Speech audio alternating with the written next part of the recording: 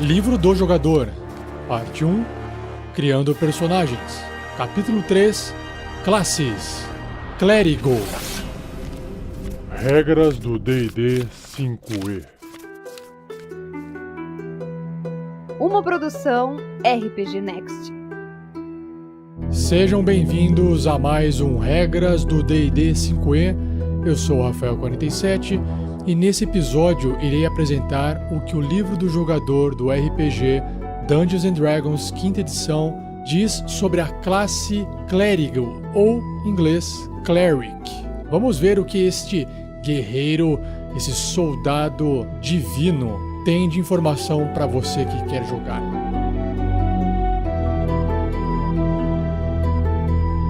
Seja você também um guerreiro ou uma guerreira do bem. Para saber mais, conheça nossas metas e recompensas na campanha do Padrim em www.padrim.com.br/rpgnext.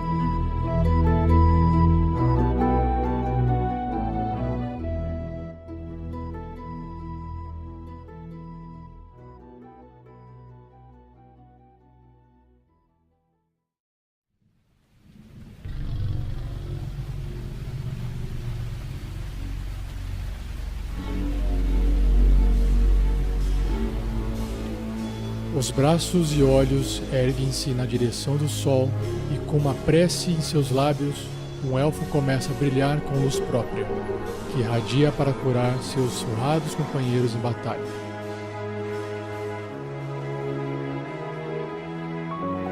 Com um cântico de batalha, um anão golpeia com seu machado por todos os lados, abrindo caminho em meio às linhas de orcs posicionadas contra ele, louvando os deuses por cada inimigo derrubado.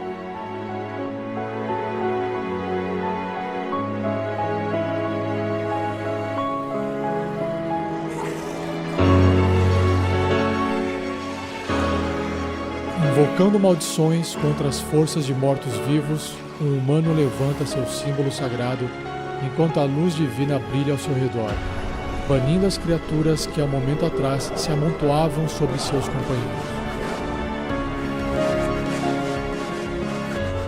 Clérigos são intermediadores entre o mundo mortal e o distante plano dos deuses. Tão variados quanto os deuses que servem, clérigos se esforçam para ser a própria mão de seus deuses.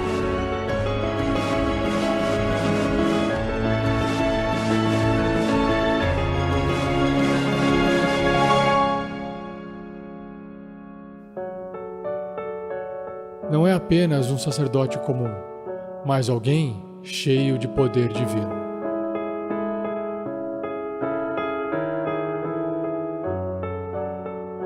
Fala pessoal, beleza?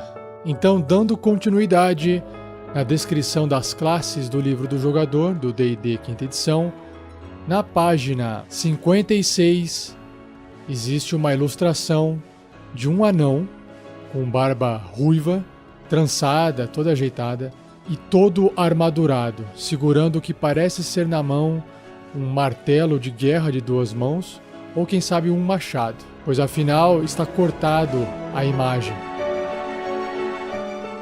Além da sua armadura, dá a perceber que ele possui algumas coisas penduradas no corpo, com alguns símbolos, e tecido por cima também com algumas ilustrações anãs, como se fossem runas, representações de seu clã ou algo assim. O anão olha para frente com uma expressão séria de quem está pronto para iniciar o seu combate. E um detalhezinho, no pé dele embaixo tem um pequeno machadinho de arremesso preso na sua bota. E para completar essa ilustração, no fundo existem algumas montanhas, sendo que no topo delas algumas construções, o que imagino ser a arquitetura de anões morando naquela região montanhosa.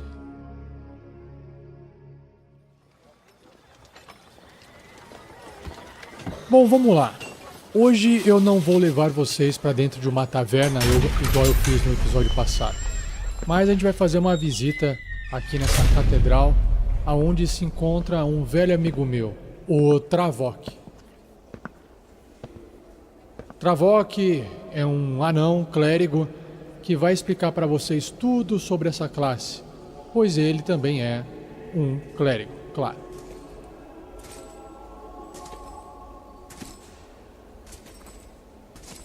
Olá, Travok, tudo bem? Como é que vai? Olá, Rafael. Por favor, sente-se.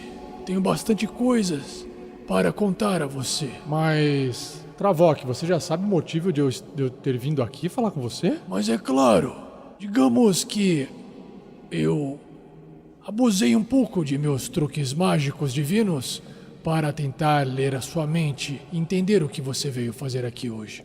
Você não costuma frequentar muito esse local, não é mesmo? Travok, é verdade. Preciso visitar mais aqui, conversar mais com você, mas chega de papo furado e... Me perdoe, não quis faltar com respeito aqui diante de você. Imagina, não há de quê. Eu imagino o que você passa. Afinal, eu sou um anão, não se preocupe com isso. Não há necessidade de ser tão, digamos, cauteloso dessa forma. Fique à vontade. Minha casa é sua casa também. Bom, Travok, então, como você já mesmo disse, né? Conte tudo pra gente o que você conhece dessa classe, para que os nossos ouvintes possam entender e se eles quiserem também se tornar um clérigo assim como você, eles possam fazer isso com toda a sabedoria e não simplesmente escolher a esmo, não é verdade? Ah, de fato, Rafael, com certeza. Bom, sente-se. Está confortável? Sim, claro. Vamos lá.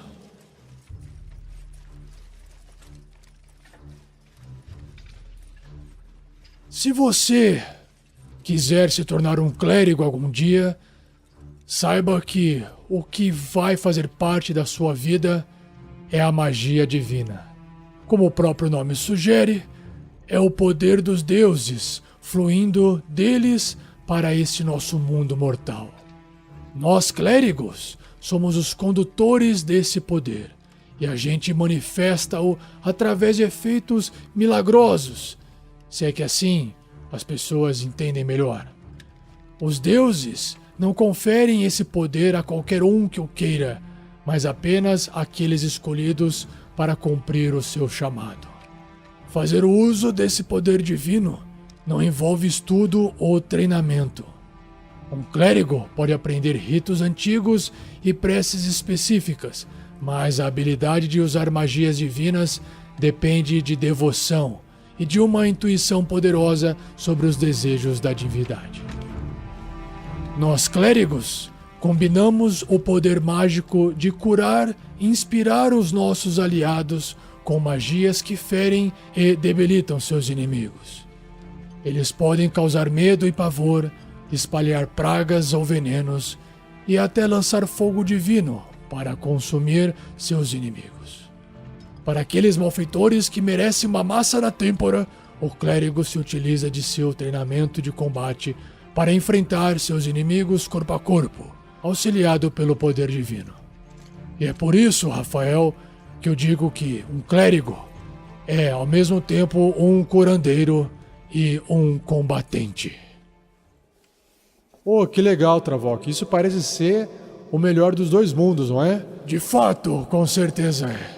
Então, Travok, me explica um pouquinho. Significa então que todos aqueles servos lá no fundo, aqui dessa catedral, também são clérigos? Não, Rafael. Isso é uma coisa que muitos confundem. Nem todo acólito ou servo de um templo ou santuário é necessariamente um clérigo. Alguns sacerdotes são chamados para uma vida simples de servidão, propagando a vontade de seu Deus através de preces e sacrifício, e não através de magia ou poder militar. Ah, entendi. Em algumas cidades, por exemplo, o sacerdócio equivale a um escritório político, visto como um degrau sólido para alcançar patamares superiores de autoridade e não envolvendo qualquer comunhão com a divindade. Clérigos verdadeiros, assim como eu, são raros nas estruturas hierárquicas. Quando um clérigo inicia uma vida como aventureiro, geralmente é porque seu Deus exigiu assim. Perseguir os objetivos de um Deus geralmente envolve enfrentar perigos além dos limites da civilização, destruindo o mal ou buscando relíquias sagradas em tumbas antigas. E é por isso, Rafael, que ainda eu permaneço aqui nesta catedral. Ainda não parti em nenhuma jornada santa ou divina, pois ainda acredito que eu posso fazer mais por esta cidade estando aqui dentro. Assim que meu Deus me informar ou pedir para que eu vá, para que eu parta, eu imediatamente o farei. Mas enfim, muitos clérigos são ainda requisitados para defender os adoradores de seu Deus, o que pode significar combater ogros em fúria, negociar a paz entre nações ou selar um portal que permitiria que um corruptor entrasse no plano material. Caramba! Isso soa perigoso. De fato é. A maioria dos clérigos aventureiros mantém conexões com templos e ordens de sua religião. Um templo pode pedir a ajuda de um clérigo ou um sumo sacerdote. Pode ter poder suficiente para exigir seus serviços. Parece uma vida um pouco complexa, até me perdoe a palavra, Travok, um pouco chata. Eu acho que a vida de aventureiro seria bem mais interessante, não é? Não posso responder essa sua indagação, Rafael, pois eu ainda não experimentei isso, mas estou me preparando para que um dia eu possa ser escolhido por meu Deus e assim avançar no próximo passo. Mas, para isso, Travok, a gente precisa entender melhor como é que um clérigo evolui nessa sua carreira, nessa sua devoção, nesse seu caminho divino, não é verdade? Claro. Pode deixar que eu irei explicar tudo com detalhes para os nossos ouvintes. Então, Travok, como é que a gente trabalha com a questão do clérigo? Como que alguém pode se tornar um clérigo? O que alguém tem que ter de importante na sua ficha para ser um clérigo? Bom, quando algum jogador cria um clérigo, a questão mais importante a se considerar é qual divindade servirá e quais os princípios que levará consigo. No apêndice B desse mesmo livro, inclui uma lista com diversas divindades do multiverso. Eu sugiro cada um desses jogadores conversar com o seu mestre para eles saberem quais as divindades disponíveis de sua campanha. Só por curiosidade, Travok, a sua divindade qual que é? Quem me escolheu, Rafael, foi o Deus Helm, o Deus da proteção, um Deus leal e neutro que prega a luz e a vida em todos. Ele é representado por um olho aberto sobre uma manopla esquerda. Está vendo aqui, em meu grande martelo? Uau, que bonito. E aí, Travok, o que acontece depois que o jogador escolheu essa divindade, então? Uma vez escolhida a divindade, considere qual o seu relacionamento com aquele Deus. Aí você pode se perguntar, você começou a servi-lo por vontade própria? Ou foi o Deus que escolheu você, induzindo a servi-lo sem considerar sua vontade? Como os outros servos desse seu Deus veem você? Como um líder ou como um estorvo? Quais são seus objetivos maiores? A sua divindade tem algum plano especial para você? Ou está tentando provar-se digno de uma causa maior? Essas são algumas perguntas que você irá ter que responder, talvez não de imediato, mas ao longo de sua carreira divina. Parece uma coisa meio, como eu posso dizer, assim, travada, né? Fica meio amarrada ao Deus, não tem muito jeito como escapar, né? O Deus pesa bastante, né, nesse ponto, Travok. De fato, Rafael, como eu disse antes, clérigos são seres divinos e eles apenas estão canalizando a vontade e todo o poder de uma entidade superior a eles. Tá, agora, se eu quiser construir de forma rápida um personagem, tem como fazer isso? É claro! Não faça perguntas que você já sabe a resposta, Rafael. Mas, seguindo aqui o livro, um clérigo pode ser construído rapidamente, seguindo algumas sugestões que o livro traz. Primeiro, a sabedoria deve ser a habilidade mais alta de um guerreiro clérigo, seguido pela força e constituição. Segundo, escolha o antecedente acólito, que basicamente é o que sou eu. Ah, você é um acólito, por isso que você está aqui dentro. Sim. Certo, e as partes mais numéricas do sistema? Como é que fica a parte do clérigo? Bom, como todo personagem, Todos eles possuirão certos pontos de vida, algumas proficiências, equipamentos e outras habilidades. Começando pelos pontos de vida, todo clérigo tem o seu dado de vida igual a um dado de 8 faces. E claro, como todo personagem, no seu primeiro nível, os seus pontos de vida totais é igual ao valor máximo desse dado, no caso 8, mais o modificador de constituição. E se você quiser evoluir os seus pontos de vida nos próximos níveis, o livro sugere que, ao invés de rolar o dado de 8 faces, escolha o valor número 5 para manter os seus pontos de vida num valor médio. Já sobre as proficiências, todo clérigo sabe usar armaduras leves, armaduras médias e escudos. Sobre as armas, qualquer arma simples e nenhuma ferramenta. Nos testes de resistência, eles são proficientes em sabedoria e carisma. E sobre as habilidades, o personagem deve escolher 2 entre história, intuição, medicina, persuasão e religião. Sobre que... Travok, só um minutinho. Desculpa te interromper. Ah, claro.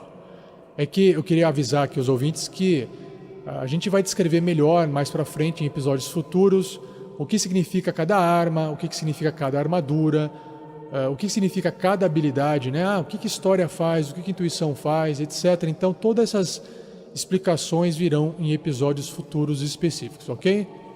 Ah, de fato, faz todo sentido. Pode continuar, Travok. Obrigado. Na parte de equipamentos, um clérigo pode começar com o seguinte equipamento, além do equipamento concedido pelo seu antecedente, ou o seu background. Bom, o seu clérigo pode, para facilitar, possuir uma massa, uma arma de combate corpo a corpo, um camisão de malha, ou também conhecido como Scale Mail, uma malha de escamas, uma arma à distância, uma besta leve com 20 virotes, um pacote de sacerdote, que basicamente é um kit, uma mochilinha contendo vários utensílios de sacerdote, e um escudo e um símbolo sagrado de seu deus. Já na opção B, ao invés de uma massa, você pode escolher um martelo de guerra, caso você seja proficiente, pois martelos de guerra são armas marciais. Uma armadura de couro, ao invés do camisão de malha, do Scale Mail, qualquer arma simples no lugar da sua besta, e um pacote de aventureiro no lugar do pacote de sacerdote.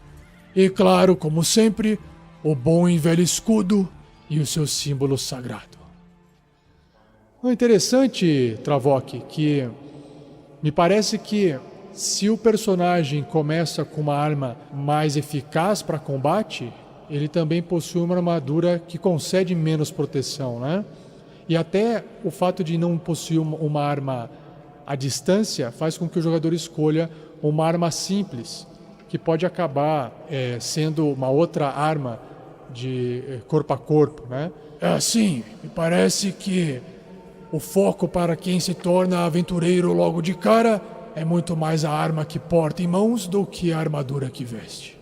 Ah, legal. Muito interessante, Travok. Tá, e o que tem mais aqui de característica de clérigo? A gente vai entrar agora nas partes da magia, eu imagino, né? Na parte de conjuração. Sim, de fato. Todo clérigo também é um canalizador do poder divino, como já disse antes. Ele irá poder conjurar magias de clérigo. E no capítulo 10 existem todas as regras necessárias, que eu imagino que você irá explicar mais pra frente. Sim, vou sim.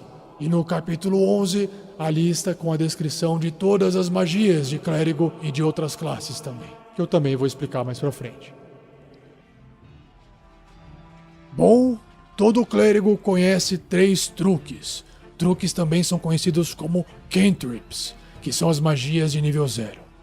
Todo clérigo escolhe 3 truques da lista de magias de clérigo. E conforme o clérigo vai evoluindo em níveis mais altos, ele vai tendo cantrips, truques adicionais, como mostrado na coluna de truques conhecidos na tabela de um clérigo.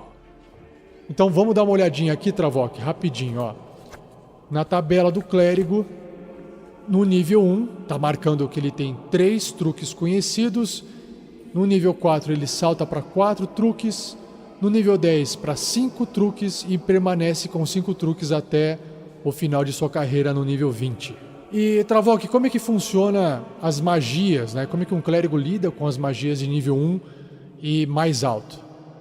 Bom, todo clérigo conhece um número fixo de magias, mas para poder executar, para poder conjurar elas ao longo do dia, ele deve prepará-la. Na mesma tabela que você acabou de citar, Rafael, ele diz quantos espaços de magia o clérigo possui para conseguir conjurar magias de primeiro nível e superiores. Vamos dar uma olhadinha aqui, Travok, rapidinho então, olha só. No nível 1, todo clérigo consegue começar fazendo, tem 2 slots, né? 2 espaços de magia de nível 1. Ou seja, ele pode fazer qualquer magia de nível 1 2 vezes. Pode ser 2 magias diferentes ou 2 vezes a mesma magia. Já no nível 2, ele aumenta esse espaço em magia em 1 slot. E aí, a partir do nível 3, ele vai conhecendo mais magias de níveis maiores. Então, por exemplo, no nível 3, ele pode fazer 4 magias, né? 4 vezes as magias de nível 1 e 2 vezes as magias de nível 2. É quando ele começa a aprender magias mais fortes.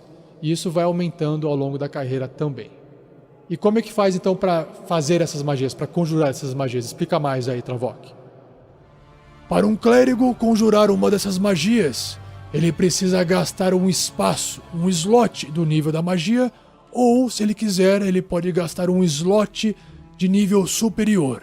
Por exemplo, uma magia de curar ferimentos, que é uma magia de nível 1, pode ser realizada, pode ser conjurada no slot, no espaço de magia de nível 2, e ela vai curar com mais poder.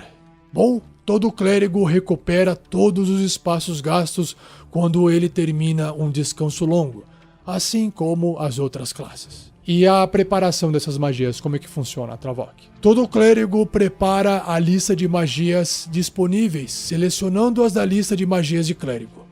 O clérigo seleciona um número de magias igual ao seu modificador de sabedoria, mais o nível de clérigo. No mínimo, uma magia. Essas magias devem ser de níveis que o clérigo possua espaços de magia. Você pode dar um exemplo, Travok? Por exemplo, se você é um clérigo de nível 3, você possui 4 espaços de magia de nível 1 e 2 espaços de magia de nível 2. Com uma sabedoria 16, portanto, um bônus, um modificador de mais 3 de sabedoria, sua lista de magias preparadas pode incluir 6 magias, combinando-as de primeiro e segundo nível em qualquer ordem. Se você preparar a magia de nível 1, curar ferimentos, você poderá conjurá-la com um espaço de magia de nível 1 ou nível 2, como expliquei anteriormente. Ao conjurar essa magia, o clérigo não a retira de sua lista de magias preparadas, podendo conjurá-la de novo se estiver espaços de magias disponíveis. Por fim, o clérigo pode modificar a sua lista de magias preparadas quando termina um descanso longo. Preparar uma nova lista de magias de clérigo requer tempo gasto em preces e meditação, no mínimo 1 minuto por nível de magia para cada magia preparada. Então só para entender aqui, para resumir, Travok, o clérigo ele escolhe um número de magias que ele prepara. Então vamos supor aqui no nível 1 para simplificar. No nível 1 ele sabe 2 magias de nível 1. Só que ele pode preparar o número de magias igual ao bônus da sabedoria dele, vamos supor que é 16, então dá 3, mais o nível do clérigo, que no caso do nível 1 é 1, então seriam 4. Então nesse caso, o clérigo de nível 1 com sabedoria 16 prepara 4 magias. Só que ele só pode fazer 2 vezes essas magias por causa dos espaços de magia. E aí ele pode escolher qualquer uma das 4 para fazer em qualquer ordem nesses 2 slots. É isso? Exatamente, Rafael. Muito sábio de sua parte explicar de outra forma. Ah, legal. E agora sobre a parte de habilidade de conjuração, ou seja, qual habilidade o clérigo usa, o seu atributo, né, que ele utiliza para poder realizar essas magias. Sabedoria é a habilidade principal que o clérigo utiliza para conjurar as magias. O poder das magias vem da devoção que ele tem ao seu Deus. Ele utiliza a sabedoria sempre que alguma magia se referir à sua habilidade de conjurar magias. Além disso, o clérigo usa o seu modificador de sabedoria para definir uma classe de desafio, um CD, nos testes de resistência para as magias de clérigo que ele conjura e quando ele realiza uma jogada de ataque com uma magia. Tá, deixa eu passar o número aqui para não ficar só você falando números, Travok. Então, por exemplo, um clérigo que vai realizar uma magia, as dificuldades para alguém resistir uma magia de clérigo sempre vai ser 8, mais o bônus de proficiência, que no caso nível 1 é 2, mais o modificador de sabedoria. Vamos manter esse exemplo de sabedoria 16, que tem um bônus mais 3. Então nós temos 8 com 2 dá 10, com o modificador de sabedoria mais 3 daria 13. Esse seria um exemplo de dificuldade para uma criatura que foi afetada por uma magia de clérigo, né, que tem que rolar no dado para poder suportar e resistir à magia. Caso a magia seja de ataque, é parecido também, só que o bônus de ataque vai ser o bônus de proficiência mais o modificador de sabedoria. Ou seja, remove aquele 8. Então vai ser 2 mais 3 no nosso exemplo. Então, para fazer um ataque de clérigo no nível 1, com clérigo de sabedoria 16, o seu bônus de ataque mágico vai ser mais 5. Exatamente, Rafael. Lembrando que todo clérigo também pode conjurar qualquer magia que possua a palavrinha ritual, como uma magia de ritual. Desde que, claro, o clérigo tenha essa magia preparada. Ah, sim, claro. E antes de eu começar a explicar os domínios divinos, todo clérigo possui um foco para conjurar as suas magias. Provavelmente ele utilizará o seu símbolo sagrado de seu Deus, que tem mais explicações no capítulo 5 desse livro, como um foco de conjuração das magias de clérigo. É claro que, como todo bom RPG, tudo pode ser discutido com o seu mestre para poder definir, às vezes, alguma outra coisa. O símbolo sagrado pode ser algo que está pendurado no seu pescoço, ou pode estar marcado num escudo, por exemplo, ou preso em algum outro lugar.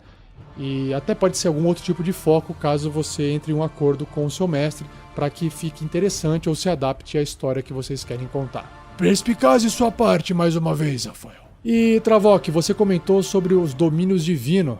O que significa domínios divinos? Explica aí pra gente. Todo clérigo deve escolher um domínio relacionado à sua divindade. E existem alguns deles: conhecimento, enganação, guerra, luz, natureza, tempestade ou vida. Cada domínio é detalhado ao final da descrição da classe, e cada um fornece exemplos dos deuses associados a eles, que nós vamos ver daqui a pouco.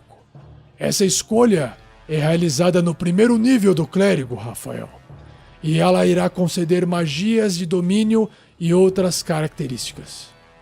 Ela também concede ao clérigo outras formas de utilizar a habilidade chamada canalizar divindade, ou Channel Divinity, quando o clérigo vai evoluindo. Então vamos ver o que tem aí. Nossa, parece bastante coisa. De fato irá demorar um pouquinho. Não tem problema, Travok, vamos lá. Mais um detalhe sobre as magias de domínio, Rafael. Cada domínio tem uma lista de magias. As magias de domínio, assim conhecidas, que o clérigo adquire nos níveis especificados pelo seu domínio. Quando o clérigo ganha uma magia de domínio, ele sempre a tem preparada. E essa magia não conta no número de magias que ele pode preparar a cada dia. Se o clérigo tem uma magia de domínio que não aparece na lista de magias de clérigo, mesmo assim, ela é uma magia de clérigo para ele. Uau, que legal! Então, quer dizer que, independente de ele ter preparado ou não, aquela magia de domínio, ele sempre tem preparado. É como se ele soubesse já de cor, aquilo acompanha ele sempre. Exatamente, Rafael. Aí eu vi vantagem, hein? Bacana. Vamos continuar então. Mas me parece que tem mais algumas explicações aqui da evolução do clérigo antes de a gente entrar nos domínios, certo? Sim, de fato. É que o livro sempre explica a evolução do personagem do nível 1 até o nível 20 antes de começar a explicar as características específicas. Ah, sim. De fato. Então eu estou vendo aqui que existe então uma habilidade chamada Canalizar Divindade adquirida no nível 2. Fala um pouquinho mais pra gente o que significa essa habilidade, Travok. Como você bem disse, todo clérigo no nível 2 se torna capaz de canalizar a energia diretamente de sua divindade, utilizando-a como combustível para seus efeitos mágicos. Então, todo clérigo começa com 2 efeitos. Um deles é o expulsar mortos-vivos. O outro é um efeito determinado pelo domínio de sua escolha. Vale lembrar que alguns domínios conferem efeitos adicionais conforme ele avança de nível, como consta na descrição de cada domínio. Ah, sim, já vai ver isso.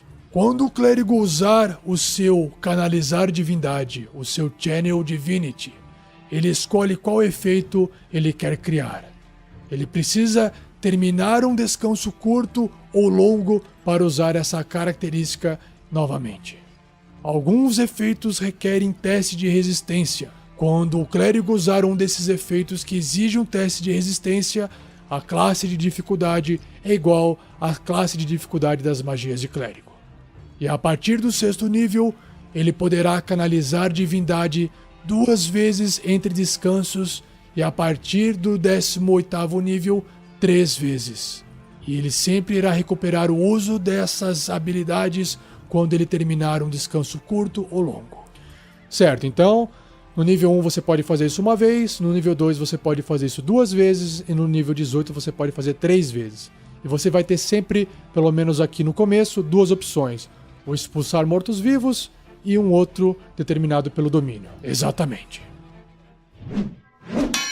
Então, explique pra gente, Travok, o que é o expulsar mortos-vivos. Para depois a gente lá na frente falar sobre as outras habilidades referentes apenas aos domínios. Expulsar mortos-vivos é uma habilidade muito útil para lidar com mortos-vivos, é claro.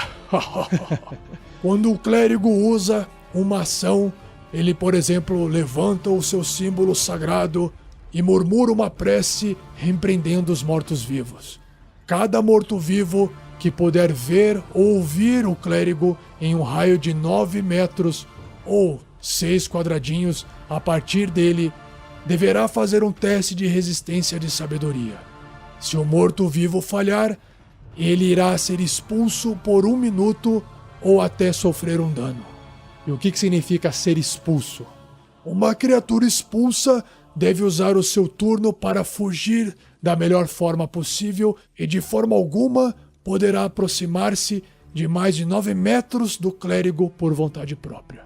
Esse mesmo morto-vivo também não poderá usar reações, e isso é muito eficaz para que outros colegas passem ao redor dele sem levar ataques de oportunidade, por exemplo. Opa, boa! Na vez dessa criatura, ela ainda poderá apenas realizar uma disparada ou tentar escapar com um efeito que a impeça de se mover. Não pode fazer mais nada com a sua ação. Se a criatura não tiver lugar para ir, ela poderá usar a sua ação apenas para entrar em esquiva ou dodge. Ou seja, basicamente o morto-vivo ele fica inútil por 1 minuto, ou seja, 10 turnos de um combate. Se ninguém atacar ela, então, basicamente aquele morto-vivo foi derrotado. Exatamente, Rafael. Uau, legal. Muito bom isso, hein? Muito útil ter um clérigo na party, no grupo, para poder enfrentar mortos-vivos que com certeza todo aventureiro irá encontrar no caminho. De fato. Certo, então vamos dando continuidade aqui. O que acontece no nível 4? No nível 4, Rafael, acontece o que acontece com todas as outras classes.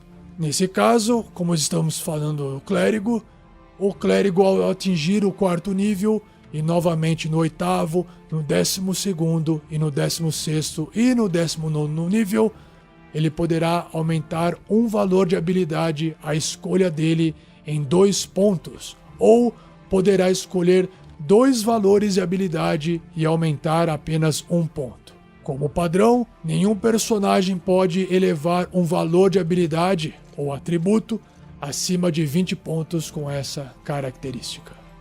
Legal, é bom sempre reforçar isso. Continuando, a partir do 5º nível, o clérigo poderá ter a chance de destruir mortos-vivos. Quando o morto-vivo falhar no teste de resistência contra aquela habilidade especial, expulsar mortos-vivos que acabei de explicar, o morto-vivo é instantaneamente destruído. Caramba! Apenas se o nível de desafio dele for menor ou igual ao valor da tabela abaixo. Então tá. Então existe uma chance do expulsar morto-vivo, não só expulsar, né, mas acabar explodindo, sei lá, destruindo instantaneamente o morto-vivo. Exatamente. Mas isso depende da tabela que tá aqui embaixo. Vamos dar uma olhadinha nessa tabela, que funciona assim, olha. Bom, começando no 5º nível do clérigo, claro, que é onde ele adquire esse poder de destruir o morto-vivo, ele consegue destruir, então, mortos-vivos com nível de dificuldade meio ou menor. O que significa isso, pessoal? É que todo monstro tem um nível de desafio, né? Um nível de dificuldade, que vai desde 1/8, 1/4, meio, e aí vai de 1 em 1. 1, 2, 3, 4 e assim por diante. Então, no 5º nível, ele consegue destruir criaturas de nível de desafio meio ou menor. No nível 8, 1 ou menor. No nível 11, 2 ou menor. No nível 14, 3 ou menor. E no nível 17, 4 ou menor. Ou seja, criaturas de nível de desafio 5 ou maior jamais serão destruídas pelo expulsar mortos-vivos de um clérigo. Perspicaz de sua parte, Rafael, o que torna mortos-vivos de níveis altos bastante perigosos, mesmo para clérigos. Tá, e aí, continuando aqui, estou vendo que depois do nível 5, o livro explica que no nível 10 acontece uma intervenção divina. Explica melhor, Travok. Sim, já no nível 10, o clérigo pode rogar a sua divindade para que auxilie ele em uma tarefa muito árdua. Implorar por esse auxílio divino requer uma ação. O clérigo precisa descrever o que ele busca e realizar uma rolagem de dado de percentagem. Então, se esse resultado for menor ou igual ao nível de clérigo, a divindade intervém. Então, no nível 10, quando o clérigo acaba de aprender, de adquirir essa habilidade, ele tem pelo menos 10% de chance de receber uma intervenção divina de seu Deus. Bom, uma chance em 10 até que tá bom, né? Para receber, isso é muito mais fácil de acontecer isso do que um milagre. Isso, na verdade, já é um milagre potencializado, Rafael. Faz sentido.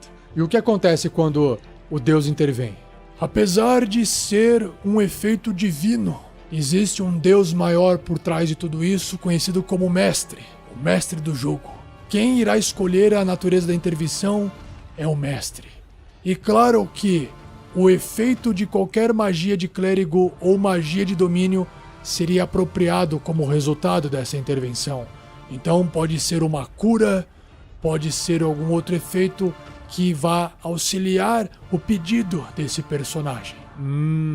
Tá, isso é pra poder dar um norte, né? Pro mestre não ficar perdido e pra não virar um super hiper poder, do tipo, destrua todos os meus inimigos em volta pra sempre, né? Sim, claro, senão ficaria desbalanceado no jogo. Ok, e depois que ele usa esse poder, demora quanto tempo pra poder usar de novo? Depende. Se a sua divindade intervir, ou seja, se o percentual der resultado, o clérigo fica impedido de usar essa habilidade novamente por 7 dias. Caso contrário, ele poderá usá-la de novo após terminar um descanso longo. Ah, tá. Então se o pedido não foi aceito, não foi atendido, ele faz um descanso longo e pode usar novamente. Exatamente. Vale lembrar que no nível 20, ou seja, no último nível de clérigo, os pedidos de intervenção funcionam automaticamente. sem a necessidade de rolagem dos dados. Ufa, eu tava achando que no nível 20 ele ia ter 20% de chance. Não, então ele tem 100% de chance. Ou seja, ele fez o pedido, vai ser atendido. Exatamente. Ah, eu vi vantagem. Muito bom. Legal, legal, Travok. Então agora a gente começa explicando os domínios divinos, certo? Sim. Caramba, eu lembro que você citou vários e vai demorar um pouquinho, não é? Mas vamos lá. Vamos lá. Deixe-me explicar um pouquinho sobre os domínios divinos, Rafael. Em um panteão, cada divindade tem influência sobre certos aspectos da vida mortal e da civilização, chamados de domínios divinos. Juntando-se os domínios sobre os quais uma divindade tem influência, tem-se um conjunto denominado portfólio da divindade. Por exemplo, o portfólio do deus grego Apolo inclui os domínios do conhecimento, da luz e da vida. Como um clérigo, ele escolhe um aspecto de sua divindade para enfatizar, ganhando os poderes relativos àquele domínio. Ah, entendi. Tá, continue. Essa escolha pode ainda corresponder a um grupo dedicado àquele deus. Apolo, por exemplo, pode ser venerado por uma região como Phoebos, radiante, enfatizando sua associação sobre o domínio da luz. Da mesma forma, o domínio que o clérigo escolher poderia simplesmente representar uma preferência pessoal, o aspecto da divindade que mais agrada a ele. Tá. A descrição de cada domínio inclui exemplos de divindades que têm influência sobre eles. Estão incluídos deuses dos mundos dos reinos esquecidos, Greyhawk, Dragonlance e Eberron, além dos antigos panteões celta, egípcio, grego e nórdico. Caramba, então, dependendo do mundo que o clérigo vai existir, ele vai ter domínios diferentes porque são deuses de locais diferentes. Exatamente. Então, o primeiro domínio que é apresentado no livro do jogador é o domínio do conhecimento. Então, vamos ver, Travok, o que você tem para falar para a gente.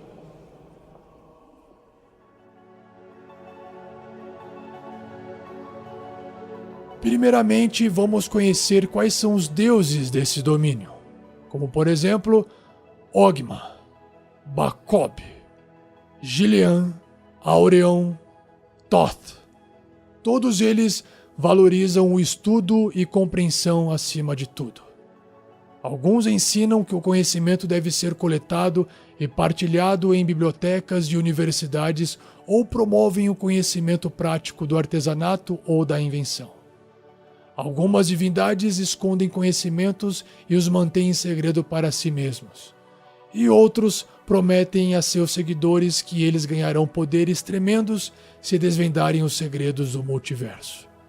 Os seguidores desses deuses estudam conhecimento esotérico, coletam tomos antigos, escavam locais secretos da Terra e aprendem tudo o que podem.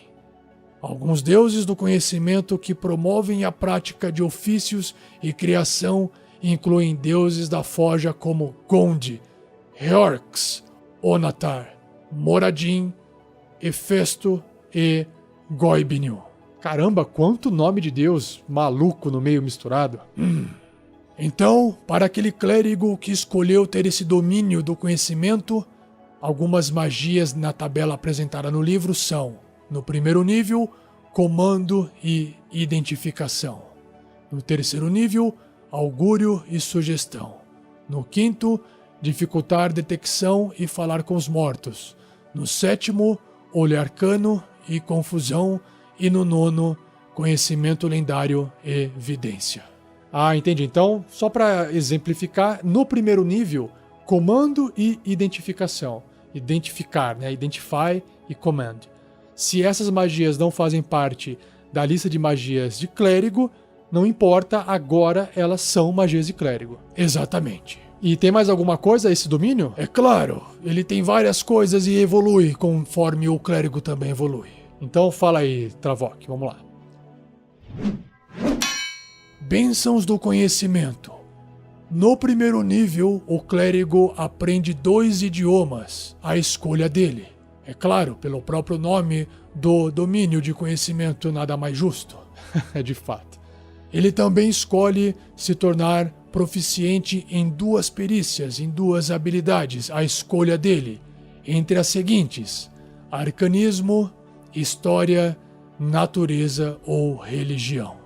O bônus de proficiência é dobrado em qualquer teste de habilidade que o clérigo fizer usando qualquer uma dessas perícias que ele escolheu. Caramba, então ele fica muito mais proficiente nessas 2 que ele escolher. Exatamente. Porra, que legal, legal, legal.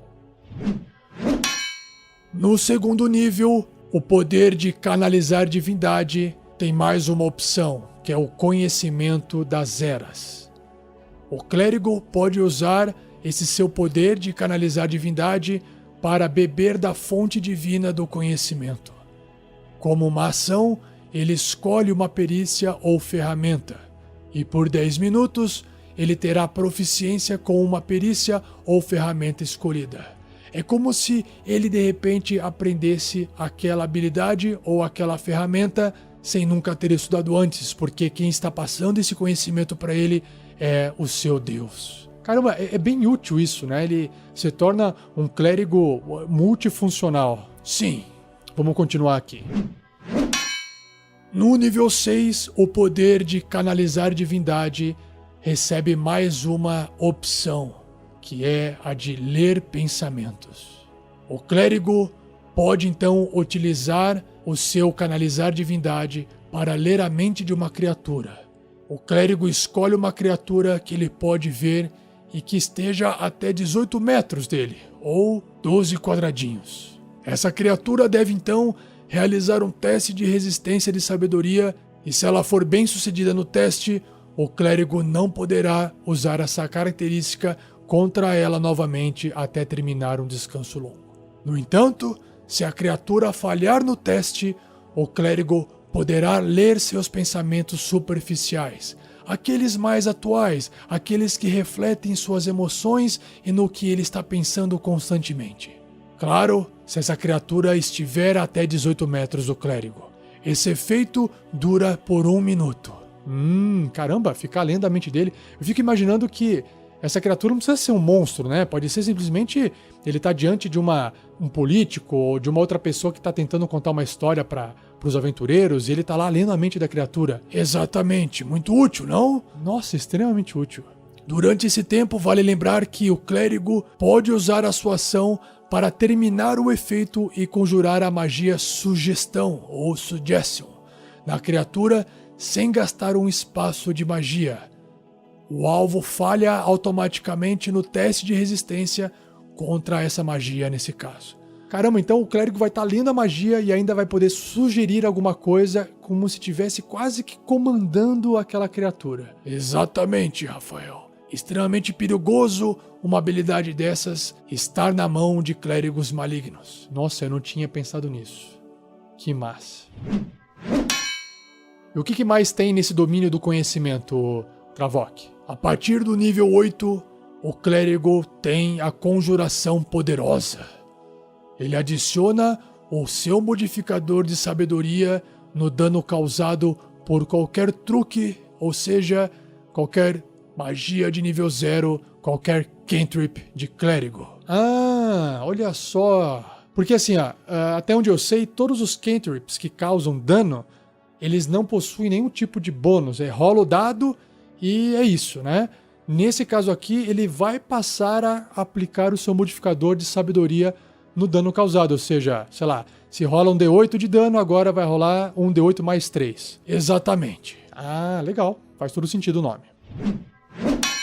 Para finalizar esse domínio, no nível 17, o clérigo passa a ter visões do passado. Ou seja, ele pode convocar visões do passado relacionadas a um objeto que ele deseja, segurando ou sobre o ambiente ao seu redor.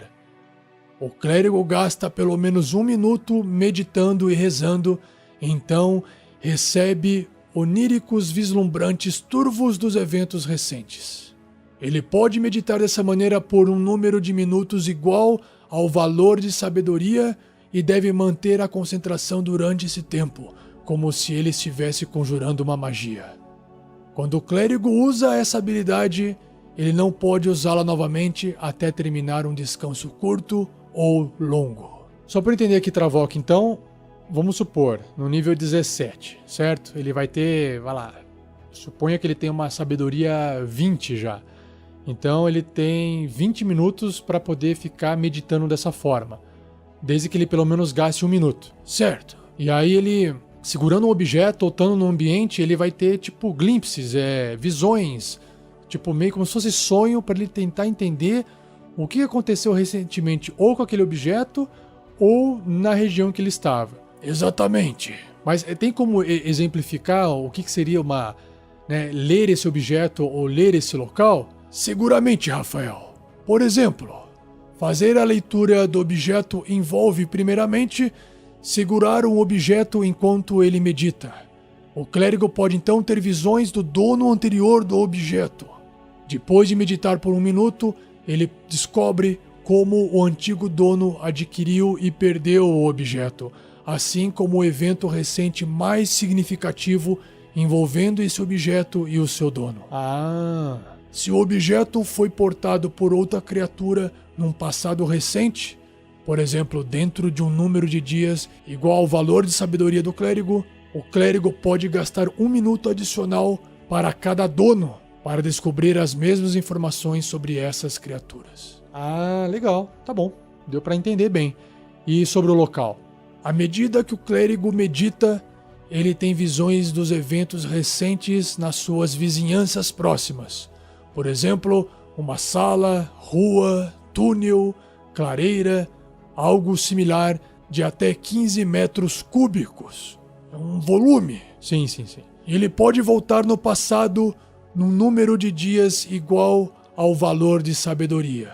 Para cada minuto que o clérigo meditar, ele descobre sobre um evento significativo a partir dos mais recentes. E o que seriam esses eventos significativos? Eventos significativos normalmente envolvem emoções fortes, como batalhas, traições, casamentos, assassinatos, nascimentos e funerais. No entanto, também pode incluir eventos mais mundanos que podem ser relevantes na situação atual. Entendi. E tem mais alguma coisa sobre a questão do domínio do conhecimento? Não, como você pode ver, clérigos que querem obter bastante informação sobre a trama, que gostam de poder alterar o rumo da história com base em informações, deverá escolher o domínio do conhecimento para benefício próprio.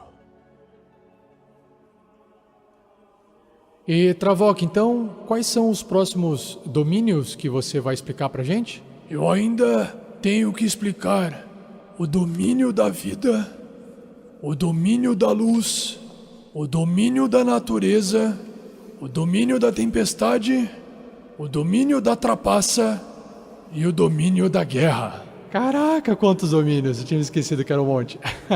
Vamos fazer o seguinte, vamos dar uma andada por aí, vamos lá pra fora, e aí você vai andando, a gente vai caminhando, e você vai me explicando, a gente sai um pouquinho de dentro dessa capela aqui, pode ser? Mas é claro, Rafael. Me acompanhe, por favor.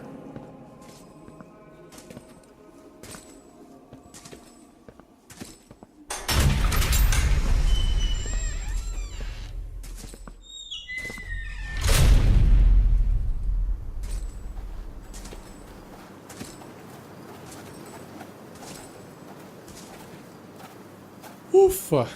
Um arzinho fresco agora. Uma caminhada é uma boa pra gente continuar nesse podcast longo, né, Travok? De fato, Rafael. E, Travok, me fala então um pouco mais do domínio da vida, que é o Life Domain. Imagino que seja um domínio bem comum, não? Sim, Rafael. O domínio da vida foca na vívida energia positiva, uma das forças fundamentais do universo.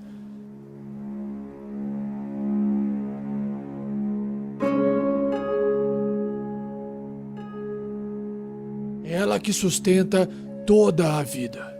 Os deuses da vida promovem a vitalidade e a saúde, curando os doentes e os feridos, cuidando dos necessitados, além de afastar as forças da morte e hordas de mortos-vivos.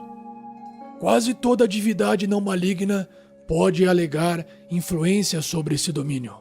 Em particular, divindades da agricultura, como por exemplo Chauntea, Arawai e Deméter. Do Sol, como Lathander, Pelor, Horakti. Da cura ou resistência, como Ilmater, Mishakal, Apolo e Dianshesht. E do lar e da comunidade, como Estia, Hathor e Bodrey. Caramba, quanto Deus! Quantos deuses, né? Mas vamos lá, vamos nos focar então na parte mais mecânica do sistema. Bom, no primeiro nível de clérigo, aquele que escolher esse domínio da vida tem as magias preparadas de bênção e curar ferimentos. No terceiro nível, restauração maior e arma espiritual. No quinto nível, sinal de esperança e revivificar. No sétimo, proteção contra a morte e guardião da fé. E no nono, curar ferimentos em massa e reviver os mortos. Legal, ele é focado, né, em cura e manter as pessoas vivas. De fato, Rafael. É por isso que o pessoal diz que o clérigo às vezes é o band-aid da party? Porque eles vivem curando a galera, né? Eu entendo que esse seja um comportamento natural daqueles que agem sem pensar muito, depois procuram um clérigo para reparar os seus erros. Mas um clérigo da vida é mais do que um band-aid, como você irá ver.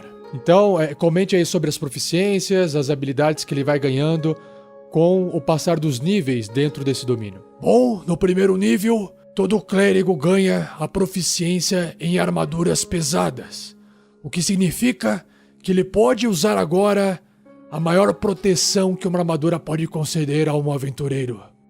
Então ele passa até a durar mais em combate. Com certeza. No mesmo nível, esse clérigo se torna um discípulo da vida, pois suas magias de cura são mais efetivas. Sempre que um clérigo conjurar uma magia de cura para recuperar pontos de vida de alguém, aquele alguém recupera pontos de vidas adicionais iguais a 2 mais o nível da magia. Caramba, então realmente é um band-aid. Quer dizer, realmente é eficaz nesse suporte de recuperação da energia vital das pessoas. Sim. Continuando, Rafael. Sobre aquele poder de canalizar divindade, o clérigo de segundo nível do domínio da vida pode usar esse poder para curar os feridos. Como uma ação, ele utiliza o seu símbolo sagrado para invocar energia que pode recuperar um total de 5 vezes o seu nível de clérigo em pontos de vida. Ele escolhe quaisquer criaturas em até 9 metros de distância dele, ou seja, em até 6 quadrados de distância, e divide esses pontos entre elas. Essa característica só pode curar as criaturas até metade de seu ponto máximo de vida. E é claro que ele não pode usar esse poder em um morto-vivo ou um constructo. Peraí, deixa eu ver se eu entendi então, vamos lá. O clérigo da vida, né, o clérigo com domínio da vida pode, no nível 2, a partir do nível 2 em diante, recuperar 5 vezes o seu nível de clérigo em pontos de vida. Então, por exemplo, se ele está no nível 2, 5 vezes 2 dá 10. Então ele pode pegar esses 10 pontos de vida e, usando esse seu poder de canalizar a divindade, ele recupera 10 pontos distribuídos da forma que ele quiser em até 9 metros de distância dele. Só que não pode curar nem morto-vivo e nem constructo. Exatamente, Rafael. Como eu havia falado antes. Ah, sim, claro. No sexto nível, ele se torna um curandeiro abençoado. Suas magias poderão conjurar cura para outros que também curam você. Quando esse clérigo conjurar uma magia de cura em outra criatura, ele também recupera pontos de vida em um total de 2 mais o nível da magia.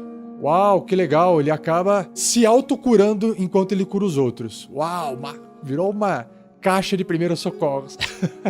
Brincadeira, Travoc, brincadeira. No oitavo nível, ele adquire o poder chamado Golpe Divino. onde ele ganha a habilidade de imbuir os seus ataques com poder divino. Uma vez em cada um de seus turnos, quando o clérigo for acertar uma criatura com ataque com arma, ele pode causar 1d8 de dano radiante adicional naquele alvo. Quando ele alcançar o 14º nível, o dano extra aumenta para 2 dados de 8 faces. Ah, show de bola, ele vai, imbuindo o seu ataque com poder divino. Muito bom, legal. Por fim, a cura suprema é o poder de mais alto nível, que é só atingido no 17º nível do Clérigo da Vida. Quando ele jogaria normalmente 1 ou mais dados para recuperar pontos de vida como magia, ao invés disso ele usa o maior resultado possível nos dados. Por exemplo, ao invés de recuperar 2 dados de 6 faces de pontos de vida, ele iria recuperar 12 pontos, como se os dados tivessem saído 6 e 6. Ah, ele simplesmente não precisa nem rolar, ele só pega os maiores valores do dado e já soma para magias que recuperam pontos de vida. Exatamente, Rafael. Fantástico.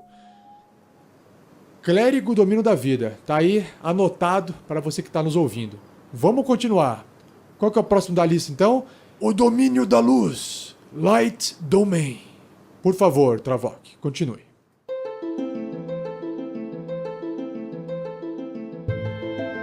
Deuses da Luz, como Helm, Lathander... Ô, Travok, desculpa te interromper. Sim. Mas assim, tem muito nome de Deus aqui, acho que ninguém vai gravar, ninguém vai decorar. Pula essa parte, tá bom? Só pra gente adiantar aqui. Você que manda, Rafael. Bom, deuses da luz, como diversos deuses citados aqui, promovem os ideais do renascimento, renovação, verdade, vigilância e beleza, muitas vezes usando o símbolo do sol. Alguns desses deuses, Rafael, são retratados como o próprio sol ou com um cocheiro que carrega o sol através do céu. Outros são sentinelas incansáveis cujos olhos penetram cada sombra e veem através de cada enganação. Alguns são divindades da beleza e arte que ensinam que a arte é o veículo para o aprimoramento da alma. Então, Rafael, clérigos de um Deus da luz são almas esclarecidas, infundidas com radiação e o poder divino da visão, do discernimento, conhecidos por afastar as mentiras e incinerar a escuridão. Uau! Show de bola, domínio da luz. Ainda não tive muito uma noção do que pode ser, né? Mas vamos lá, vamos ver o que acontece então. Quais são as magias de domínio da luz? No primeiro nível, o Clérigo da Luz tem preparadas magias Mãos Flamejantes e Fogo das Fadas. No terceiro, Esfera Flamejante e Raio Ardente. No quinto, Luz do Dia e Bola de Fogo. No sétimo, Guardião da Fé e Muralha de Fogo. E no nono, Coluna de Chamas e Vidência. Caramba, então a luz e o símbolo do sol é literal aqui. É tacar fogo na galera. Como se fosse meio um clérigo aprendendo, né, aquelas magias que os feiticeiros e os magos geralmente costumam fazer. É uma forma de se ver, Rafael. Mas lembrando que isso é um poder divino e não simplesmente uma mudança, uma manipulação do tecido mágico. Ah, entendi. No primeiro nível, o Clérigo da Luz ganha o Truque Luz, se ele ainda não o conhecer. Isso é muito útil, ainda mais se o clérigo não for de uma raça que enxerga no escuro. De fato. Também a partir do primeiro nível, ele tem um poder chamado Labadeira Protetora, onde o clérigo pode interpor luz divina entre ele e uma criatura atacante. Quando o clérigo for atacado por uma criatura que estiver até 9 metros de distância dele, ele poderá usar a sua reação para impor desvantagem na jogada de ataque, causando labaredas de luz na frente do atacante antes dele atingir ou errar. Um atacante que não puder ser cegado é imune a essa característica por motivos óbvios. Por fim, o clérigo pode usar essa característica um número de vezes igual ao seu modificador de sabedoria, no mínimo uma vez, e ele recupera todos os usos gastos dessa habilidade após terminar um descanso longo. Legal, isso é muito bom, hein? Ainda usa uma reação, que legal. Ele tá à distância, alguma criatura atacando ele até que à distância, mas não tão longe, sobe ali uma labareda, tipo um muro de luz, ó, aparece um brilho na frente, o inimigo fica meio ofuscado e tem uma chance maior de errar o seu ataque por causa da desvantagem. Caramba, muito útil. No seu caso, Travok, você poderia fazer quantas vezes com a sua sabedoria 16? No meu caso, eu poderia fazer 3 vezes ao dia. Muito útil isso, hein? Caramba. De fato, Rafael. Bom, ok, continue. A partir do segundo nível, aquele poder de canalizar divindade agora também pode ser utilizado para executar um poder chamado Radiação do Amanhecer. O clérigo então canaliza o poder divino de seu Deus para criar uma explosão de luz solar, banindo a escuridão e causando dano radiante em seus inimigos. Com uma ação, ele ergue o seu símbolo sagrado e qualquer escuridão mágica num raio de 9 metros dele é dissipado. Além disso, cada criatura hostil que estiver até 9 metros de distância dele também realiza um teste de resistência de constituição. E essa criatura irá sofrer dano radiante igual a 2 dados de 10 faces mais o nível do clérigo se ela falhar no teste, ou metade desse dano caso ela seja bem sucedida.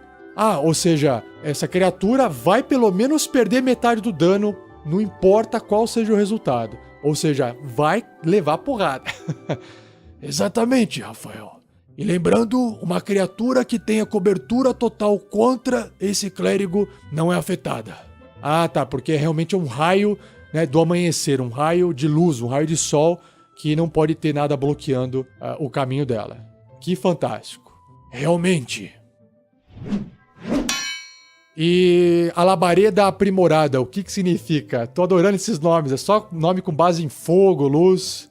No sexto nível, o clérigo também poderá utilizar a sua característica labadeira protetora quando uma criatura que ele possa ver que esteja até 9 metros de distância dele atacar outra criatura diferente do clérigo. Ou seja, o que significa que ele sempre vai poder defender os seus colegas, causando desvantagem nos ataques dessas criaturas. Tá, é verdade. Só para lembrar, né? A labareda protetora é aquela que sobe na sua frente e concede desvantagem para o inimigo atacando você. No caso, a labareda aprimorada, você pode fazer quando o inimigo ataca uma outra pessoa diferente de você. De fato, Rafael. Nossa, muito bom, muito legal. E usando a reação ainda, hein? Sim, é o mesmo poder, só que aplicado a outro alvo agora. Massa. E a conjuração poderosa. A partir do 8º nível, o clérigo adicionará o seu modificador de sabedoria no dano causado por qualquer truque de clérigo. Fica mais poderoso esse, né, poder da luz, do fogo. Sim. E para finalizar, a coroa de luz. A partir do 17º nível, o clérigo poderá usar a sua ação para ativar uma aura de luz solar que dura por 1 minuto ou até ele dissipá-la usando outra ação. Nesse caso, o clérigo emitirá luz plena num raio de 18 metros ou 12 quadradinhos e penumbra de até 9 metros ou 6 quadradinhos, além dos 18 metros. Todos os inimigos dentro da área dessa luz plena terão desvantagem nos testes de resistência contra suas magias que causam dano de fogo ou dano radiante. Entendi. Eu chamava uma coroa de luz porque fica em volta dele um brilho de luz, como se fosse uma luz solar muito forte, e aí isso enfraquece as resistências, a defesa dos inimigos. Sim, de fato. Caramba, muito legal. Esse parece ser um ótimo domínio para quem gosta, né, de combater. Sim, este é o domínio de minha preferência, Rafael. Ah, legal, Travok. E qual que é o próximo? O próximo é conhecido como Domínio da Natureza, ou Nature Domain. Ah, esse é pra galera que curte ter a ligação com a natureza. Fale mais um pouco sobre ela, então. Falando um pouquinho sobre os deuses, mas sem citar muitos nomes, Rafael. Os deuses da natureza são tão variados como a própria natureza do mundo. Druidas reverenciam a natureza como um todo e podem vir a servir essas divindades, praticando ritos misteriosos e recitando orações há muito esquecidas em sua própria língua secreta. Porém, muitos desses deuses também possuem clérigos, campeões que têm um papel mais ativo em promover os interesses particulares de um deus da natureza. Esses clérigos devem caçar monstruosidades malignas que usurpam dos bosques, abençoar a colheita dos fiéis ou murchar a cultura dos que irritarem seus deuses. Oh, legal, soa mais ameaçador do que o nome do domínio. As magias de domínio da natureza de primeiro nível são amizade animal e falar com animais. Terceiro nível, pele de árvore e crescer espinhos.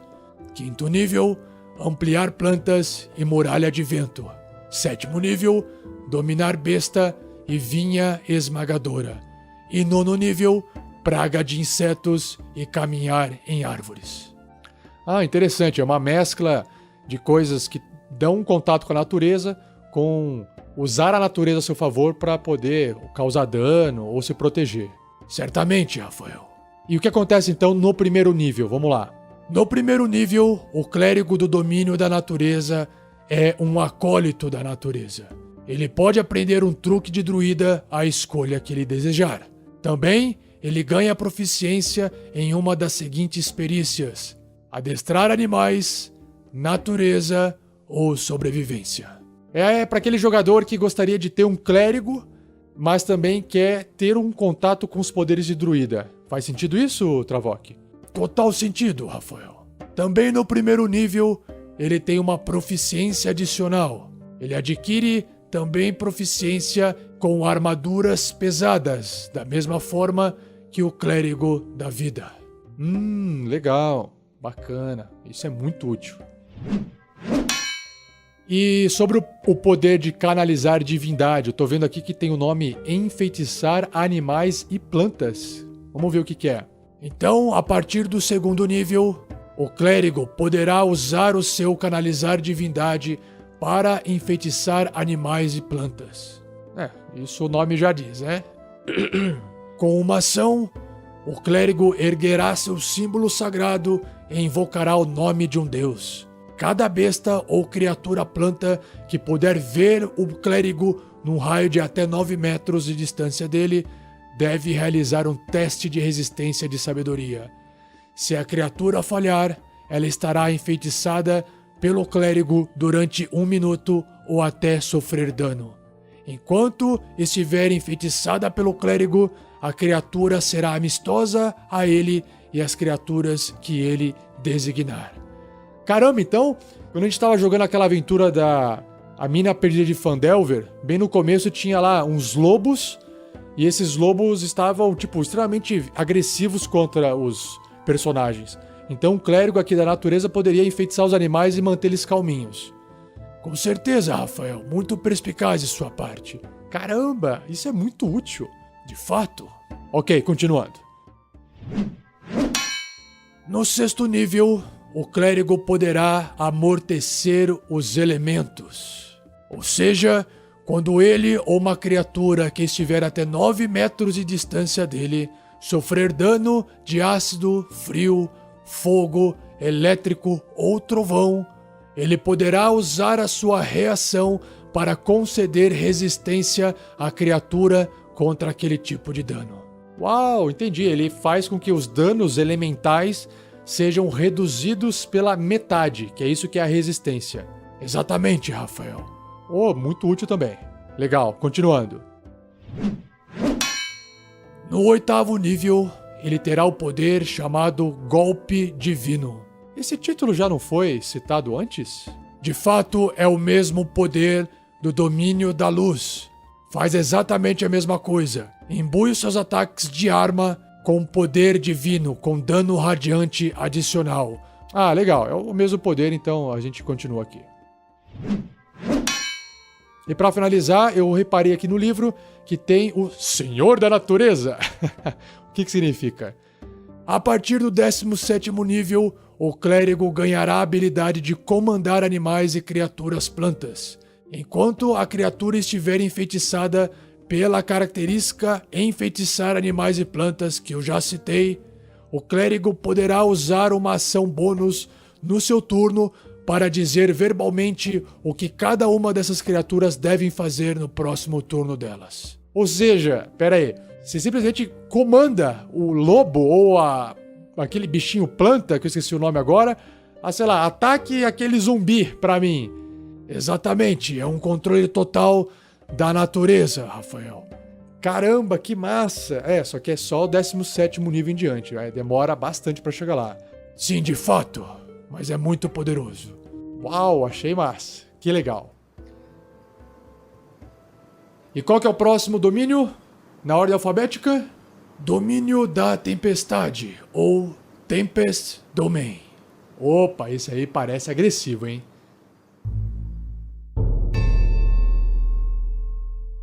Deuses cujo portfólio contenha o domínio da tempestade, como vários, não vou citar os nomes, mas 2 deles são bem conhecidos, Zeus e Thor, governam tormentas, mares e céus. Podemos incluir nessa lista quaisquer deuses dos relâmpagos e trovões, deuses dos terremotos, alguns deuses do fogo e certos deuses da violência, força física e coragem. Em alguns panteões, Rafael, um deus com esse domínio comanda os outros deuses e é conhecido pela justiça rápida levada através de relâmpagos. Porra, isso seria bom se fosse aqui pro nosso país também, né? Hã? Não, esquece. Nada, continue. Nos panteões de povos marítimos e navegantes, deuses com esse domínio são divindades do oceano e patrono dos marinheiros. Deuses da tempestade enviam seus clérigos para inspirar pavor no povo comum, tanto para mantê-los no caminho da justiça e coragem, quanto para oferecer sacrifícios de reparo para afastar a ira divina. Ok, parece um negócio meio violento mesmo. Quais são as magias do domínio da tempestade dos clérigos? No primeiro nível, o clérigo sempre possui preparado em sua lista de magia a névoa obscurecente e a onda trovejante. No terceiro nível, a lufada de vento ou sopro de vento e despedaçar. No quinto nível, convocar relâmpagos e nevasca. No sétimo nível, controlar a água e tempestade de gelo. E no nono nível, onda destrutiva e praga de insetos. Caramba, lembra um pouco uma criatura religiosa que vem trazer as pragas, né? Vem um monte de coisa, praga, chuva, vento, bicho, sei lá, parece isso. Se você diz, Rafael, eu acredito. Então, a partir do primeiro nível, o clérigo da tempestade adquire proficiência em armas marciais e armaduras pesadas. Caramba, ele virou um guerreiro. Sim, se considerar a sua proficiência em armas e armaduras, de fato. Caramba, que massa! Além disso, ele recebe o poder Ira da Tormenta, onde o clérigo poderá repreender ataques violentamente. Quando uma criatura até 1,5 metro de distância dele, ou seja, um quadradinho, que ele possa ver, atingir o clérigo com um ataque, ele poderá utilizar a reação dele para forçar aquela criatura a realizar um teste de resistência de destreza. A criatura sofrerá 2 dados de 8 faces de dano elétrico ou de trovão, a escolha do clérigo, caso ela falhe nesse teste, e metade do dano, caso ela seja bem sucedida. Caramba, basicamente, a arma do inimigo, o ataque do inimigo, tocou no clérigo e ele tá levando um choque, tá descarregando uma eletricidade e levando um choque. É isso? Mais ou menos isso? Sim, choque, raio, trovão. Uma descarga elétrica, Rafael. Uau, clérigo tomada. Tomada o quê? Não. Continua aí, Travok. Bom, o clérigo pode usar essa característica um número de vezes igual ao modificador de sabedoria dele, no mínimo uma vez. E, como sempre, recupera o uso de todos esses poderes gastos após terminar um descanso longo. Ah, isso aí é praxe dos poderes, né? Sim. Nossa, já tô gostando. Vamos lá. Segundo nível, o poder de canalizar a divindade. Aqui diz que é uma ira destruidora. O que será isso? A partir do segundo nível, o clérigo então pode utilizar o seu canalizar divindade para empunhar o poder da tormenta com ferocidade desmedida. Que nome interessante. Mas o que faz isso? Quando ele rolar dano elétrico ou dano de trovão, ele poderá usar o seu poder de canalizar divindade para causar o máximo de dano ao invés de rolar os dados. Ah, ele maximiza os danos elétricos ou de trovão. Uau! Só que ele tem que gastar esse poder. Sim. Pô, isso já no segundo nível é bem forte. De fato. Tá aí no próximo nível aqui, ó. Golpe... Próximo nível não, no sexto nível em diante. Golpe de relâmpago. Parece os Cavaleiros do Zodíaco aqui. Cavaleiros de quem? Não. Continua, Trafoc. Desculpa, eu tô aqui pensando alto.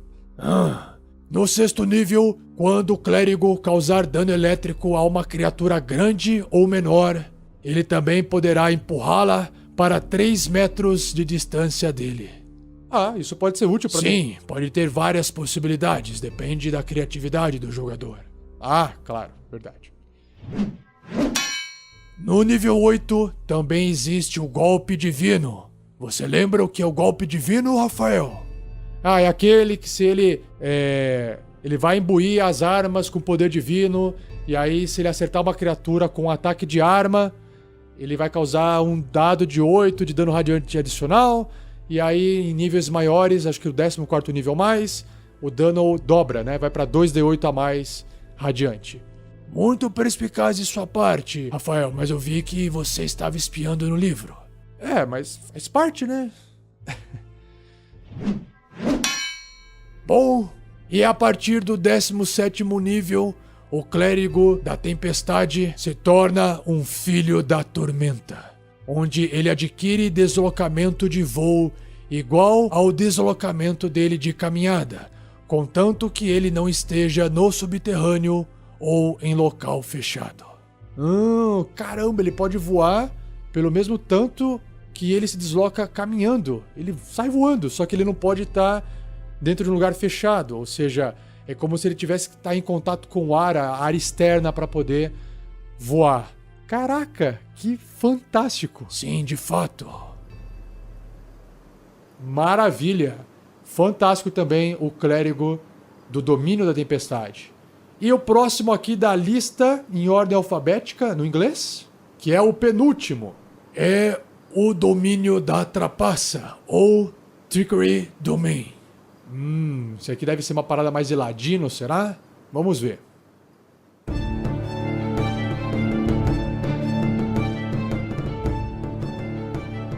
O domínio da trapaça, ou o domínio da enganação, como todos os outros domínios, também estão ligados aos deuses do nome do qual o domínio pertence. Então, deuses da enganação, como vários citados, mas 2 são famosos aqui, Taimora e Bishaba. Entre outros, são causadores de travessuras e instigadores que se mantêm como um desafio constante para a aceitação das ordens, tanto de mortais quanto dos deuses. Eles são patronos dos ladrões, trapaceiros, apostadores, rebeldes e libertadores. Seus clérigos, Rafael, são uma força intrometida do mundo, ferindo orgulhos, zombando de tiranos, roubando dos ricos, libertando os cativos e desrespeitando tradições vazias. Eles preferem subterfúgios, trapaças, enganação e preferem roubar no lugar de um confronto direto. Bom, então não está muito longe do que eu falei da ladinagem dos ladinos. E quais são as magias, então, do domínio da enganação? Ou do domínio da trapaça? No primeiro nível, esses clérigos têm preparados as magias enfeitiçar pessoa e disfarçar-se. No terceiro, reflexos e passos sem pegadas. No quinto, piscar e dissipar magia. No sétimo, porta dimensional e metamorfose. E no nono, dominar pessoa e modificar memória. Pô, são magias bem interessantes que geralmente são até um pouco difíceis de serem usadas nas aventuras e geralmente até funcionam bem fora do combate. Provavelmente, Rafael. Tá, e o que significa então a bênção do trapaceiro? Significa que quando o clérigo, no momento em que ele escolhe esse domínio, no primeiro nível, ele poderá usar a sua ação para tocar uma criatura voluntária além dele mesmo, para conceder vantagem em testes de destreza, furtividade. Essa bênção dura por 1 hora ou até ele usar a característica novamente. Que legal.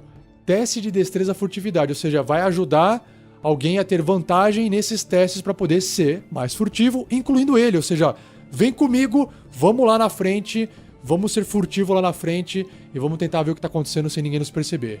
Pode-se dizer que sim, Rafael. Legal. Bacana, tô gostando. E o poder de canalizar divindade, que é o invocar duplicidade. Esse tô curioso também. A partir do segundo nível, então, todo clérigo da trapaça, todo clérigo da enganação, poderá utilizar o seu canalizar divindade para criar uma cópia ilusória de si mesmo.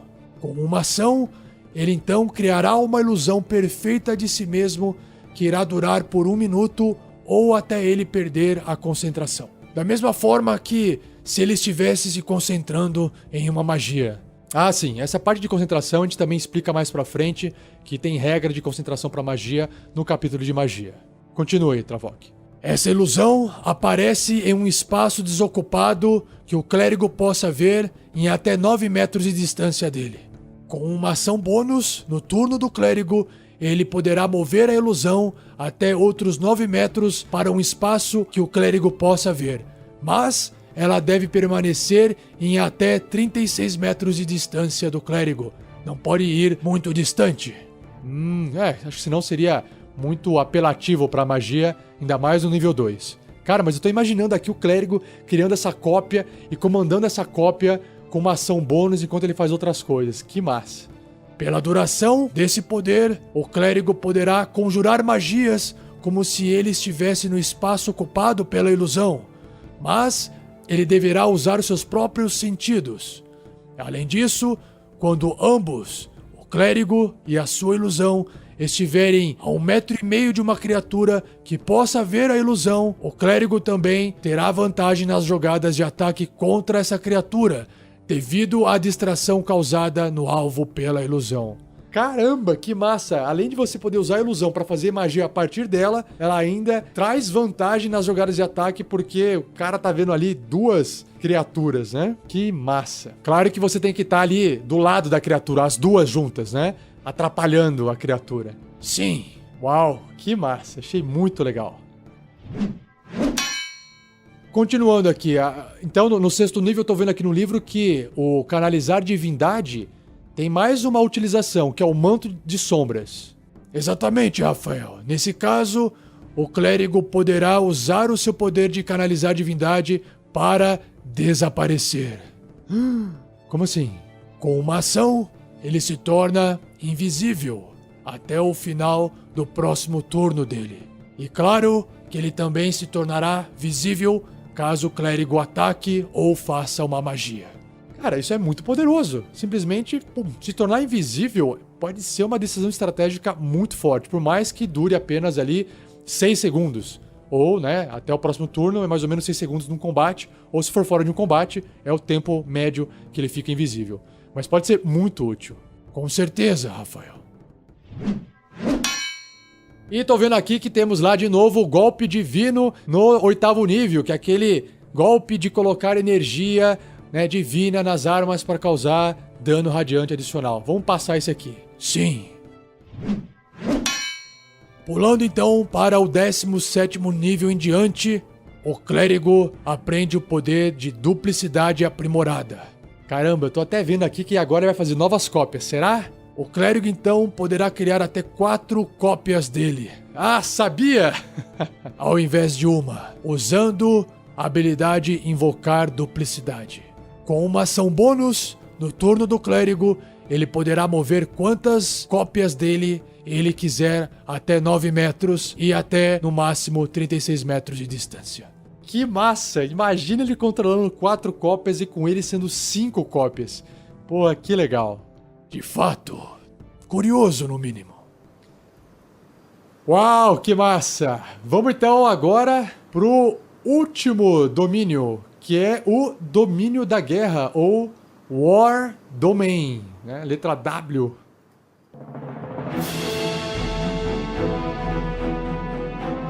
Bom, importante dizer aqui, Rafael, que a guerra tem muitas manifestações.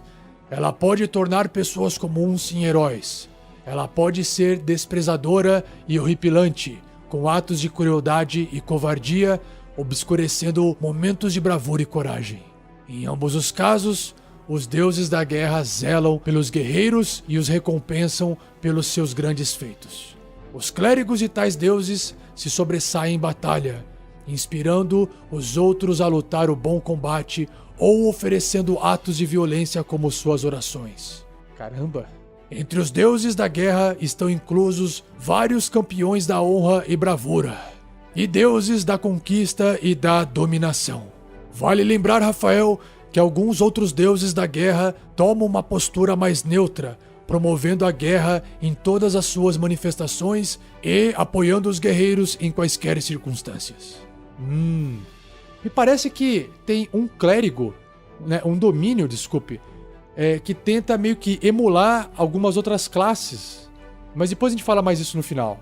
Ok, vamos continuar aqui, Rafael. Magias do domínio da guerra.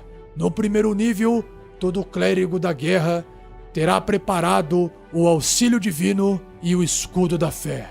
No terceiro, a arma mágica e arma espiritual. No quinto nível, manto do cruzado e espíritos guardiões. No sétimo nível, movimentação livre e pele de pedra. E no nono nível, coluna de chamas e imobilizar monstro. Que legal, esse é pra quem então realmente gosta de combater. Vamos continuar aqui pra ver o que tem. No primeiro nível, o clérigo da guerra adquire proficiência em armas marciais e armaduras pesadas. Ah, exatamente o que o clérigo da tempestade tem de proficiência no primeiro nível. Sim, boa memória sua, Rafael. Obrigado. Além disso, o clérigo da guerra é um sacerdote da guerra, pois a partir do primeiro nível, o deus dele envia rajadas de inspiração ao clérigo quando ele está engajado em combate. Quando o clérigo usar ação de ataque, ele poderá realizar um ataque com arma como uma ação bônus. Caramba! Que massa! Mas ele pode fazer isso sempre? Não, o clérigo poderá usar essa característica um número de vezes igual ao... Ah, tá. Igual ao modificador de sabedoria, que se fosse o seu caso de exemplo seria 3, e aí recupera depois de um descanso longo, certo? Exatamente. Pô, mas mesmo assim, poder fazer, por exemplo, 3 ataques com uma ação bônus num combate ao longo de um dia, mais ou menos, isso faz muita diferença. De fato, Rafael. Pô, que legal. Qual que é o próximo, então? Aqui, ó. Canalizar divindade. Ataque dirigido. O que significa esse ataque dirigido? Então, a partir do segundo nível, o clérigo poderá usar o seu canalizar divindade para golpear com precisão sobrenatural. Isso parece interessante. Quando o clérigo realizar uma jogada de ataque, ele poderá usar esse seu canalizar divindade e receber mais 10 de bônus na jogada. Caraca, mais 10! Ele então realizará essa escolha depois de ver a rolagem, mas antes do mestre dizer se o ataque atingiu ou errou. Ou seja, ele rolou lá, sei lá, rolou o dado, tirou 5 no dado, mas o bônus dele de ataque 5 deu 10. Ele acha que ele vai errar. Então ele fala assim, vou usar o meu ataque dirigido. Deus da guerra, me dê o seu poder e dirija o meu ataque. Aí ele concede mais 10 de bônus, dando 20, e aí ele fala, mestre, veja se 20 acerta. E aí o mestre vai ver se acertou ou não. Perfeitamente, Rafael. Ah, que massa. Tá, continuando. No nível 6, o clérigo da guerra poderá então usar o poder de canalizar divindade, pedindo ao seu deus a bênção do deus da guerra. Quando uma criatura que estiver até 9 metros do clérigo realizar uma jogada de ataque, o clérigo poderá usar a sua reação para conceder à criatura mais 10 de bônus nessa jogada, usando o seu poder de canalizar divindade. E da mesma forma, o clérigo realiza essa escolha depois de ver a rolagem daquela criatura, mas antes do mestre dizer se o ataque atingiu ou errou. Ou seja, é a mesma coisa que o poder anterior, só que em vez de aplicar a ele, pode aplicar a uma outra criatura que esteja até 9 metros de distância do clérigo. Exatamente, Rafael. Caramba, imagina o clérigo da guerra junto com um bárbaro meio orc super bombado, desferindo um ataque com um machado de 2 mãos num puta boss, e aí ele fala, cara, você não vai errar porque a sua rolagem, apesar de ser baixa, eu vou te conceder mais 10 de bônus nessa jogada através do meu deus da guerra. Muito interessante essa estratégia, Rafael. Massa, né? E o próximo aqui, ó, golpe divino mais uma vez. Sim, o golpe divino já foi explicado diversas vezes e vamos pular. Sim. E por fim, o Avatar da Batalha. O que significa isso? A partir do 17º nível, o clérigo, então, ganhará resistência a dano de contusão, cortante e perfurante de armas que não sejam mágicas. Cara, pra sempre. Simplesmente, a partir do 17º nível, o clérigo não tem redução, ou seja, recebe metade do dano de contusão, cortante e perfurante, desde que aquilo não seja mágico. Exatamente, Rafael, foi o que eu li. Caramba, isso é muito forte. Terminou, Travok? Sim, este é o final de todos os domínios, e com isso a gente finaliza toda a explicação da classe Clérigo.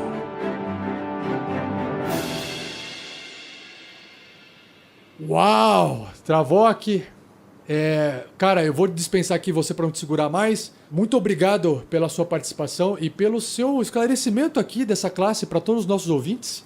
Não há de quê, Rafael. Sempre que quiser conversar comigo, vá até a capela, até a catedral, que você irá me encontrar nesses locais. Travok, muito obrigado, então, que os deuses o protejam. Obrigado eu mesmo para você e os seus ouvintes. Até mais. Uau, pessoal, é isso então. A gente terminou aqui de fazer todo esse review, essa resenha do clérigo. Caramba, ele é grande, né? Bastante páginas dele.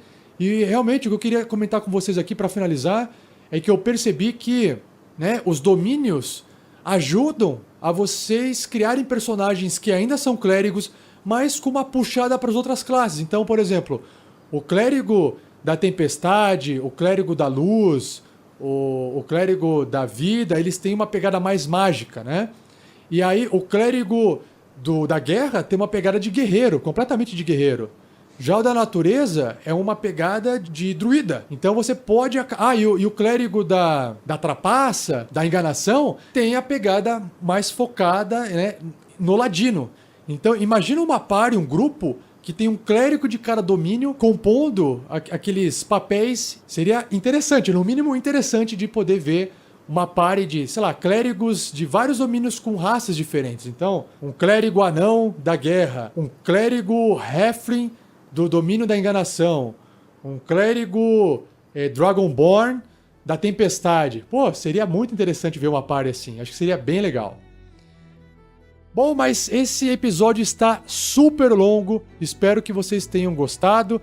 Vamos finalizar aqui, mas antes de vocês irem embora, por favor, não se esqueçam de curtir, compartilhar onde você viu a publicação desse episódio. Se você quiser deixar mais comentários e quiser completar a discussão sobre o clérigo, deixe lá isso escrito ou no post do próprio site ou onde você viu o compartilhamento desse episódio. E claro que se você gosta do nosso trabalho e não conhece os nossos outros podcasts, saiba que nós temos mais podcasts sobre outros assuntos, como por exemplo, regras do GURPS 4ª edição, episódios da Forja, que é bate-papo sobre RPG e assuntos correlatos. Nós temos também o Tarrasque na Bota, que são aventuras de RPG dramatizadas. Então, acesse o nosso site rpgnext.com.br, confira esses nossos outros programas e, claro, não perca o próximo episódio do Regras do D&D 5ª edição, onde eu irei apresentar, junto com algum convidado surpreendente,